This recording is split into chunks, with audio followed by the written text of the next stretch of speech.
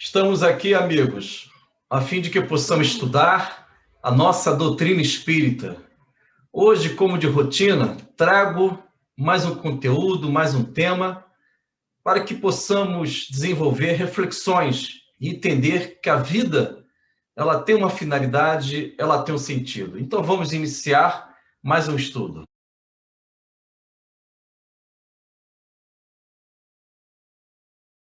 Neste slide, temos aí a Livro dos Espíritos, na parte lateral, e também temos o Código Penal da Vida Futura, que é o livro Céu e Inferno. Então, a questão LE, Livro dos Espíritos, é a questão 75, item A. Esta questão eu já apresentei aqui algumas vezes, todos nós já conhecemos. Allan Kardec pergunta por que a razão não é um guia infalível. Não é isso, irmãos? Todos nós deveríamos entender, assimilar, que a razão, ela deveria ser um guia infalível.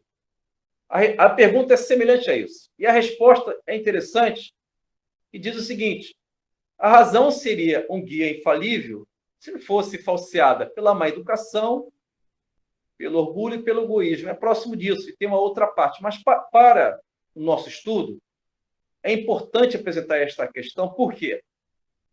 Que a nossa razão, eis aí a origem da prisão mental, a prisão que nós podemos, infelizmente, criar em nosso psiquismo, é quando a razão ela está sendo falseada pelo egoísmo, quando a nossa razão está sendo falseada pela nossa má educação, nós estamos confeccionando a nossa prisão.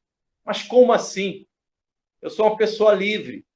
Livre em termos físicos, mas em termos mentais, às vezes, as situações são outras. Então, quando eu conceituo com a minha razão falseada, quando eu estou definindo a vida com a minha razão falseada pelo orgulho, certamente, e por uma sequência de comportamentos, eu irei me equivocar em várias atitudes da vida, porque a origem ela está falseada. A minha razão não tem o equilíbrio. A minha razão não tem o toque do Evangelho do Senhor Jesus. É interessante dizer isso, porque a questão 463, que eu vou pedir para o Paulo ler, pode ser, Paulo? Questão do Livro dos Espíritos, 463, em que Allan Kardec pergunta a respeito do primeiro impulso.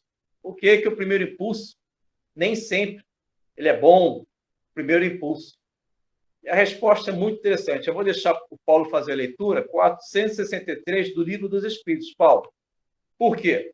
Se o meu primeiro impulso, amigos, se o meu primeiro impulso, ele tem no seu bojo a razão falseada, a razão equivocada, todo o meu primeiro impulso, ele vai representar erros, equívocos, porque a minha razão já está comprometida com definições equivocadas.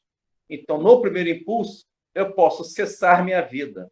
No primeiro impulso, pela minha natureza espiritual ainda infantilizada, eu posso abandonar o meu lar, eu posso abandonar os deveres, as responsabilidades, porque a minha razão, conforme a questão 75, item A, está falseada pelo orgulho, ou o egoísmo, ou qualquer outro comportamento, porque nós definimos a emoção pelo coração, e nem sempre o coração representa o filtro equilibrado, adequado.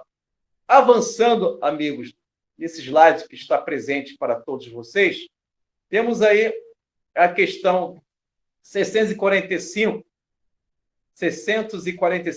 em que Allan Kardec pergunta sobre o mal, as paixões, criam uma atmosfera tão difícil que passa a ser um arrastamento irresistível, quase um arrastamento irresistível. A resposta é simples, mas profunda. Arrastamento, sim. O que é arrastamento, sim? Paixão é um arrastamento quando bate em nosso mundo mental? Sim, dependendo do espírito. pode ser um arrastamento, mas não é irresistível. Podemos resistir. Compreenderam? Só podemos resistir estas paixões se a nossa razão não for falseada. 75, item A. Se a nossa emoção se ajustar a 614. Isto é, eu só serei infeliz se eu me afastar das leis de Deus, das leis naturais. Se a minha emoção e a minha razão se aproximarem das leis divinas, a minha emoção e razão serão bússolas que vão me equilibrar, me direcionar para o caminho do bem. A 655, em sua resposta, diz o seguinte, a 655, diz que toda a intenção constitui a regra. A resposta, uma parte da resposta, a intenção constitui a regra. O que significa isso? Se a nossa intenção ela está equilibrada em Cristo, se a nossa intenção há uma honestidade de fazer o que é possível, o que é melhor, a nossa intenção pode nos ajudar. Porque nós entendemos que devemos depurar os conceitos, devemos depurar as concepções. Então, a minha intenção, ela pode me ajudar, porque ela constitui a regra naquele momento. O mundo espiritual nos conhece pelas nossas intenções. Então, depende da intenção. Se você está se equivocando em algumas ações, se for intencional, que você não se importa de agir com responsabilidade, o mundo superior ele vai descobrir porque a intenção constitui a regra. Agora, a 780, eu vou pedir para o Paulo ler, 780, porque essa questão é uma questão chave para o nosso estudo de hoje. O nosso estudo de hoje, temos como tema prisões mentais segundo os livros de André Luiz. E a questão 780, com muita clareza, diz em sua resposta que o progresso mental, o progresso do conhecimento, o progresso intelectual antecede o progresso moral. A resposta é próximo disso. Paulo, você pode ler, por gentileza?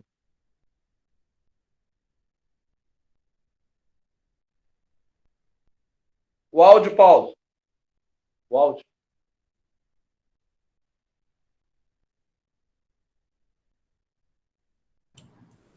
Lei do Progresso, parte 3ª, Livro dos Espíritos. O progresso moral segue sempre o progresso intelectual? Resposta: é a sua consequência, mas não o segue sempre imediatamente. E aqui ele fala para ver os itens 192 e o 365. Você pode ler a da 680, que também é importante, para que a gente possa entender a questão dos conceitos. Como o progresso intelectual pode conduzir ao progresso moral? Resposta: dando a compreensão do bem e do mal, pois então o homem pode escolher. O desenvolvimento do livre-arbítrio segue-se ao desenvolvimento da inteligência e aumenta a responsabilidade do homem pelos seus atos. Agradeço, Paulo. Então, segundo a questão do Livro dos Espíritos que o Paulo leu, 680, e a seguinte, 680 item A, temos aí alguma resposta para o nosso tema de hoje. Nós estamos estudando prisões mentais segundo os livros de André Luiz. E temos o Livro dos Espíritos, como também o Código Penal da Vida Futura, o livro Céu e Inferno, como bases para que possamos entender a complexidade da vida e seus conceitos. A 680 diz em sua resposta que o progresso intelectual antecede o moral. Eu vou repetir. O progresso intelectual antecede o moral. Isto é, precisamos conhecer. Mas este conhecimento tem que ter a sua razão em Cristo, para que possamos evitar o que a questão 75, item A, do Livro dos Espíritos, esclarece, que a nossa questão pode ser falseada pelo egoísmo, orgulho e má educação. Perceberam? O conhecimento, sim, mas é com a razão em Cristo. Se o nosso conhecimento ele não tem em sua base a razão em Cristo, esta razão está sendo falseada, segundo a resposta 75, item A do Livro dos Espíritos. Compreenderam, amigos?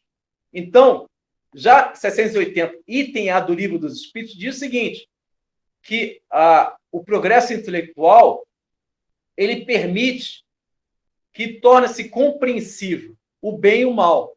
Isto é, o progresso intelectual vai engendrar, vai provocar o progresso moral nesta relação compreensiva, neste discernimento, nesta ponderação do bem e o mal diante da vida.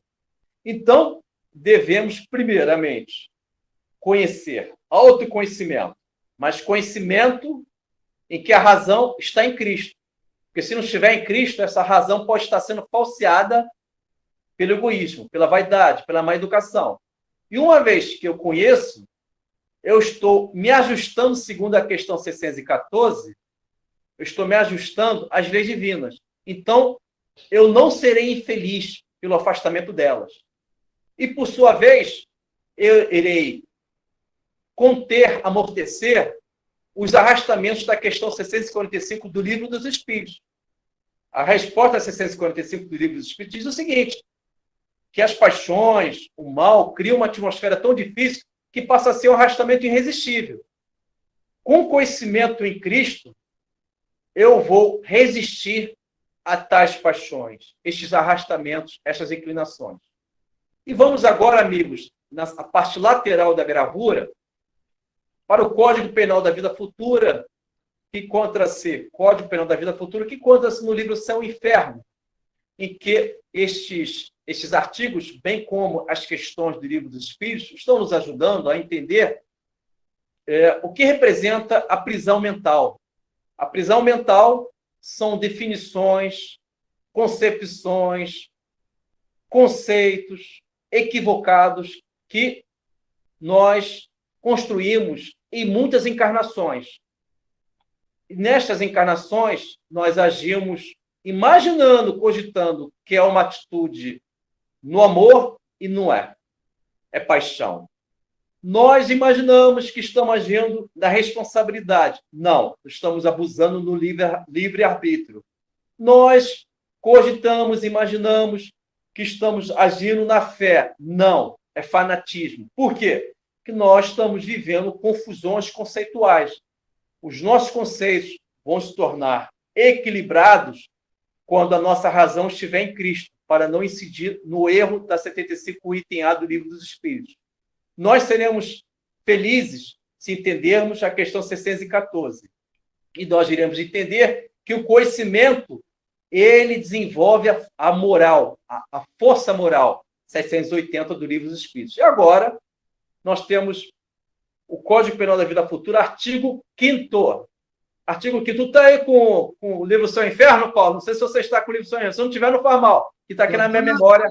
Oi? Já está na agulha aqui. Sabe tudo. Você é bom nisso, hein, Paulo? Você é bom nisso. Então, Paulo, faz uma gentileza, irmão. Você pode ler o artigo 33, princípio 1º do Código Penal da Vida Futura. É pequenininho. O artigo 33 de complemento é o princípio 1º. Por que o Paulo vai ler, amigos?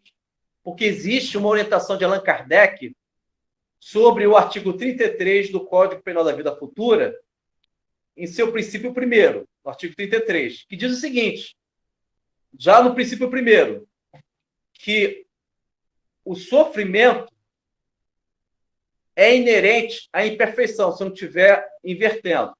O sofrimento é inerente à imperfeição. O que significa isso? Onde existir a imperfeição, existirá o sofrimento. Então, se o meu conceito, se os meus valores são imperfeitos e eu não melhoro, não estou depurando, não estou me evangelizando, eu estou vivendo imperfeições e, por sua vez, vou gerar sofrimentos. Então, associem isso. Segundo o Código Penal da Vida Futura, do livro Céu e Inferno, primeira parte, capítulo 7º, artigo 33, princípio 1º, o sofrimento é inerente à imperfeição. Pode ler, Paulo? Vamos agora para o texto original. Artigo 33. Em que pese a diversidade de gêneros e graus de sofrimentos dos espíritos imperfeitos, o Código Penal da Vida Futura pode resumir-se nesses 3 princípios. Primeiro, o sofrimento é inerente à imperfeição. Segue? Segue. Agora vamos para o princípio terceiro. Pode pular o segundo, o terceiro, por favor. Podendo todo homem libertar-se das imperfeições por efeito da vontade, pode igualmente anular os males consecutivos e assegurar a futura felicidade, a cada um segundo as suas obras, no céu como na terra. Tal é a lei da justiça divina. Obrigado, Paulo. Então, amigos, esses 2 artigos, o princípio primeiro e o terceiro, orientam todos nós a inteligência do professor Allan Kardec com muito superior. Para o professor Allan Kardec, no Código Penal da Vida Futura, artigo 33, princípio primeiro, o sofrimento é inerente à imperfeição. O sofrimento é inseparável à imperfeição. Isto é, voltando no tema, prisões mentais. Origem das prisões mentais, emocionais e da razão. As origens são os conceitos, concepções. Se as minhas concepções existem, as minhas imperfeições, se os meus conceitos estão impregnados, imantados com tais imperfeições, por consequência, por uma lógica, todos os meus conceitos estão errados, estão equivocados. Dei 2 exemplos. Lembram? No estudo de hoje, avô de André Luiz, Cláudio, 40 anos no umbral, segundo o capítulo Velha Afeição do livro No Mundo Maior. Há 40 anos, naquela oportunidade, no umbral, ele pegando lama, imaginando ouro. Mas como é que ele chegou assim? Como é que isso resultou? Como é que ele gerou para ele esse sofrimento? Porque na última encarnação dele, ele conceitou a riqueza segundo o egoísmo dele, prejudicou vidas. Ele não depurou o conceito de riqueza nos parâmetros da questão 926, que o Paulo leu. Está lá, na resposta. O que menos de necessidade tem, esse é o mais rico. Perceberam? Que é o conceito que escraviza todos nós, que criam essas prisões mentais. Porque no conceito gera-se ações, atitudes. Eu saio do mundo subjetivo e entro no mundo objetivo. Eu saio da abstração e entro no mundo concreto. Então é o conceito, é a concepção. Outro exemplo que nós demos no estudo de hoje é a da Antonina. Na visão dela, a emoção, o amor, ainda vive aquelas impregnações das paixões. Ela inverteu. Na realidade, ela pensou que estivesse amando, ela estava apaixonada. Quando o companheiro dela resolveu deixá-la, ela pensou em suicídio, porque ela inverteu. O amor, ele gera autocontrole. A paixão, não. A paixão gera descontrole. E ela pensou em suicídio. Foi necessário o desdobramento e sendo orientado pelo seu grande amor que estava no mundo espiritual. E ela, desdobrada, recebeu a orientação, que ela está vivendo uma expiação difícil e ela deveria superar. Então, amigos, com esses exemplos, com o estudo de hoje, já estou finalizando, deixando que os demais artigos vocês possam estudar, ler, e utilizam esse slide, essa gravura, para que vocês possam gerar esse autoconhecimento. Depurem os seus conceitos. Desenvolva reflexões profundas sobre aquilo que você está definindo a respeito da vida. E, com palavras derradeiras, palavras finais, o próprio Mestre Jesus nos orienta, dizendo o seguinte: quem quiser salvar a sua vida, a perderá. Mas quem perder a sua vida por amor a mim e o Evangelho, a salvará. Segundo Jesus, é necessário perder o meu egoísmo, as minhas ilusões, o meu orgulho, para que eu possa entender a vida plena que esta vida plena com as suas virtudes, valores e conceitos, aí sim eu vou me salvar, eu vou me redimir. É isso, Paulo. Que Jesus abençoe vocês.